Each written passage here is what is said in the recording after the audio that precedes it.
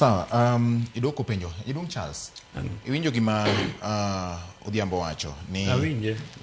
Ikaw ng'ato gi joma ok oyangore, kasto bang'e ipedhe, imanyo kama entie, to bang'e wacho ni obila koni ng'ato chiane nitiere kaka simbe nolor.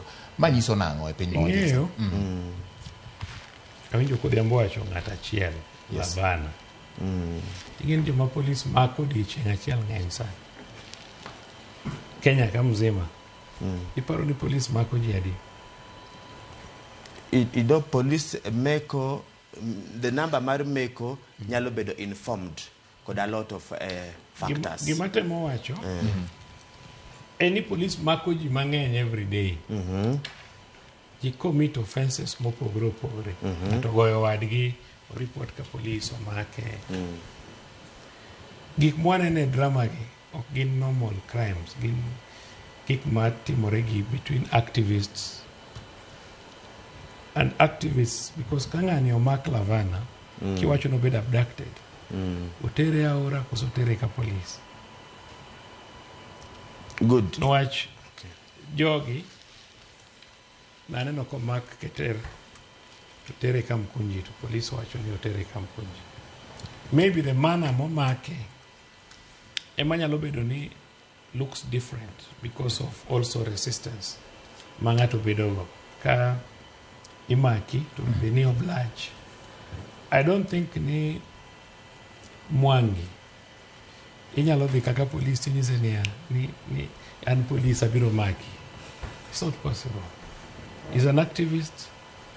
Gimodwaro en mondo show that drama kako make manema most ginto gin jo haki gitetea ne jite, but dwaer ni mondo kik wabed mana ni nitie specific people mawacho ni gibed abducted, because every day police mako ji mang'eny.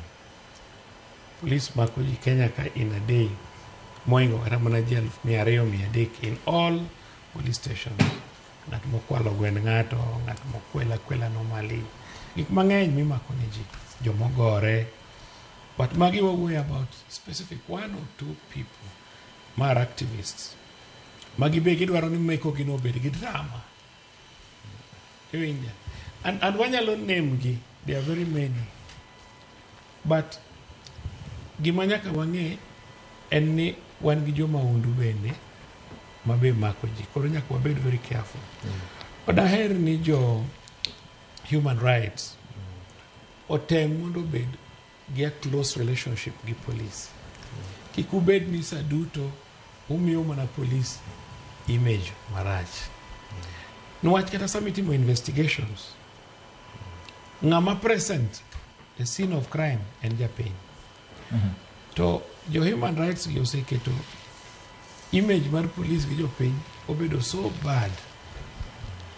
Yes, gitetea haki, which is okay, but gibede gi another side maginyiso go jopiny importance mar police. Because I can tell you, Thura, ni kata mana kamwa bete ni kaonge police okoka okonya bet. So police en necessary. We agree. So gimwa wacho en ni kopo ni police otimo marach, a particular policeman, that policeman or bedo dealt with. Mane momiyo wan gi gimiluongo ni Independent Police Oversight Authority. Ma is a civilian oversight over the police. Mondo excesses mag police obed managed. But gimadwa warn against any watem mondo wabed gi close relationship gobila. Kata kidhi e gwengu kantie police post, ng'ano ma is bothered even the police post mondo mos officer in charge of patrol base. Akeni bwana ni isedhi ka police daladi kiri dala mondo mose kata police idhi nadi anemiluonga ni ng'ane ka udak nadi. In kaka ng'ama activist, inga kaka ng'ama tiyo ne, not activist, ng'ama tiyo ne Human Rights Society. Idhi ng'iye to kata police gi be gidak humanly kata gwengu kama intiere. Be gidak maber nwach gin ga responsible. Wadwaro ni mondo human rights organizations girit mana conflict between police gi japiny kende. Wadwaro ni human rights organizations bendo tetee police. Wach police ni ema protect all of us.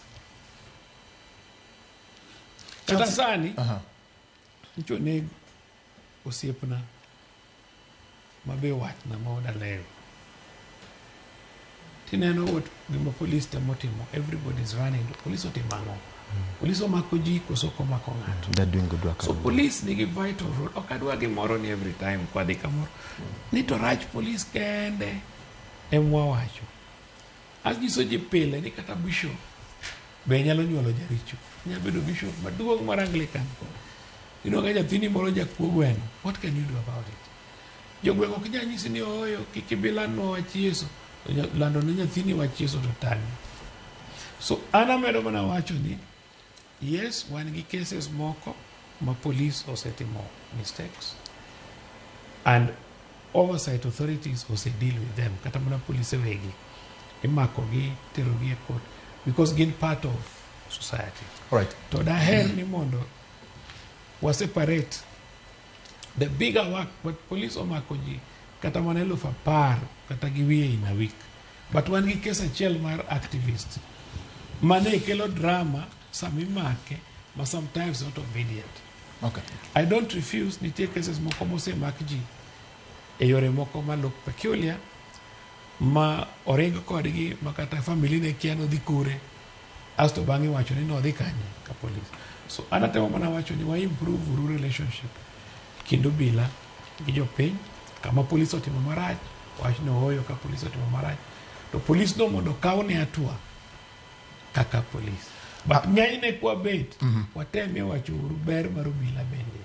Ber mar obila midwa ni wachi en tich mokwong'ore ne ni winjo bed notimo mar rito japiny. Sama itimo tich ma winjo bed ne timo ok winjo bed ni pamoni nikech mano gima winjo bed ne timo to inyalo mi puoch gi pak kitimo gima ber. To sama itimo gimoro kapo ni ng'ato neno ni gimoro timore ma ok oluwore gi gima ni kaone thuolo michamo mani mae gima biro timo, nyaka penji ni ang'o ma dipo ni odonjo kundi mane modonjo e chunyi momiyo itimo ma mane momiyo samoro ja Kenya penjore ni ang'o momiyo samoro inyalo mak ng'ato to ok oyiene tiyo gi simu mondo nyis kata jog dalagi kama entie. Ang'o makelo ma at what point ma police conceal identity mare gima wacho yes my chance of ni yes nitie cases ma police timo makosa. Yes, we must admit gin human.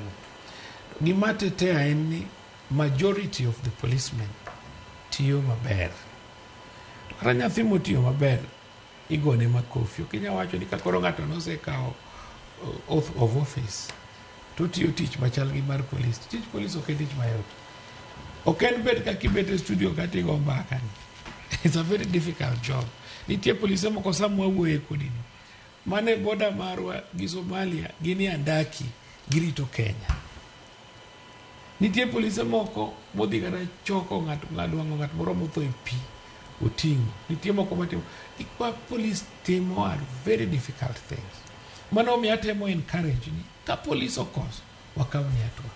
To ka police timo maber wasapote. Ka police be thagore be wagol voice wanyisi ni mondo wa improve police work. Okay. Wacho kwa bikaw police ma Uganda nibiro tiyo Kenya. Okay. Erokamano. Erokamano.